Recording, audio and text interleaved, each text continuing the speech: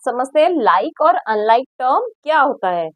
आपको जैसे पता है टर्म क्या होते हैं, जैसे 3xy या 2y, ये सब क्या है, टर्म्स है किसी भी एक्सप्रेशन के। अब लाइक टर्म जिसमें कि उसके वेरिएबल जो एक्सप्रेशन है, वेरिएबल्स हैं वो सेम हो, जैसे ये 3xy है और एक है 5xy। अब इन दोनों को अगर हम देखें, इनमें वेरिएबल्स क्या है, xy और xy, दोनों में सेम वेरिएबल है और कोएफिशिएंट डिफरेंट है, न्यूमरल कोएफिशिएंट डिफरेंट है एंड वेरिएबल सेम है।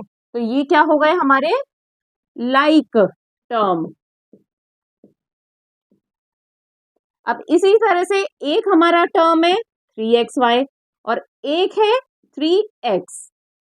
अब यहां पर हमारे वेरिएबल क्या है, इसमें xy है और इसमें क्या है वेरिएबल हमारा x, दोनों डिफरेंट है ना, यहाँ xy है और यहाँ सिंपल x है, जबकि इनका कोएफिशिएंट सेम है। देखिए यहाँ पे न्यूमरल कोएफिशिएंट दोनों में 3 है, बट वेरिएबल टर्म जो है, टर्म के अंदर जो वेरिएबल पार्ट है वो अलग अलग है। तो दैट मीन्स यहाँ xy है वेरिएबल और यहाँ x है, तो दैट मीन्स ये हो गए हमारे अनलाइक।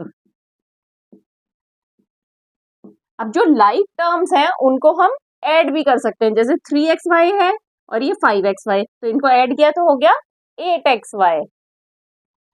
अब नेक्स्ट है एडिशन सब्सट्रैक्शन। अब यहाँ पे ये सबसे इंपॉर्टेंट है, एडिशन सब्सट्रैक्शन सिर्फ जो हमारे लाइक टर्म्स हैं उन्हीं में हो सकता है, जैसे 3xy प्लस 5xy। अब दोनों में ही xy है वेरिएबल, ठीक है, तो यहाँ पे xy कितनी बार है, 3 टाइम्स, यहाँ 5 टाइम्स, तो क्या हो गया 8xy।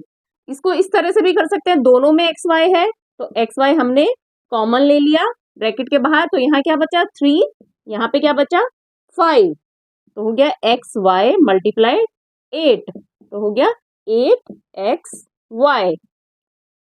अब इसी तरह से अगर हमें सब्सट्रैक्शन करना हो, सपोज 5xy माइनस 3xy, तो हम xy कॉमन लेंगे, ब्रैकेट में आया 5 माइनस 3, तो ये हो गया xy मल्टीप्लाइड 2, तो दैट मीन्स 2xy। कभी भी अनलाइक टर्म्स का एडिशन या डिवीजन, एडिशन और सब्सट्रैक्शन नहीं हो सकता। एडिशन सब्सट्रैक्शन सिर्फ लाइक टर्म्स का ही होगा।